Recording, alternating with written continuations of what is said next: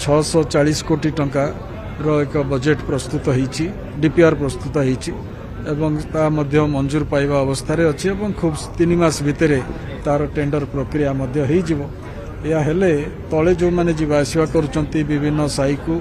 अब दुकान बाजार जा अछि ता पूर्ववत रहिबो किंतु ऊपर बाटे जो माने सीधा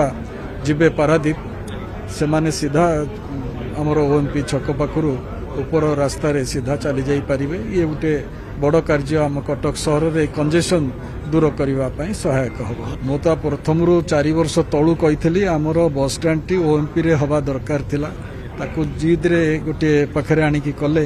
एवं एपर्यंत मध्य से रास्ता संपूर्ण हला नहीं जदियो बस स्टैंड टी हेची हमर जो पारादीप रास्ता रे जो बस सब रहुची ता पई स्वतंत्र व्यवस्था करिवार आवश्यकता अछि आ सहित आ गोटे प्रसंग मध्य मु कहया पई चाहे ता होची चारबाटिया एयरपोर्ट को आमे किबळी भाव रे कार्यक्षम करिबा वर्तमान ता प्रतिरक्षा विभाग रो अधीन रे अछि एवं प्रधानमंत्री को कार्यालय ताको तत्वावधान करूचंती किंतु जहाँ सब सेठी चली आगुरु द्वितीय विश्वयुद्ध परठारु विशेषकर चीन युद्ध परठारु ताहा एबे संपूर्ण भाव में बंद हो जाइछि ता अन्य टेक्नोलोजी बढ़िया फल रे अत्याधुनिक टेक्नोलोजी आसीबा फल रे वर्तमान एठी ताहा विशेष कार्यकारी हो नाही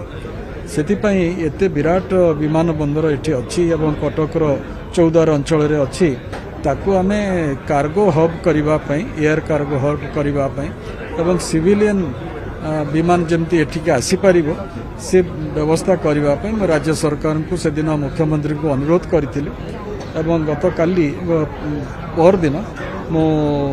प्रतिरक्षा मंत्री को मध्य भेटिकी मोर मेमोरेंडम देइची एवं आउ गोटे ता सहित आसुची विस्तृत जगह पड़ी आमर डिफेन्स रो जते गुडे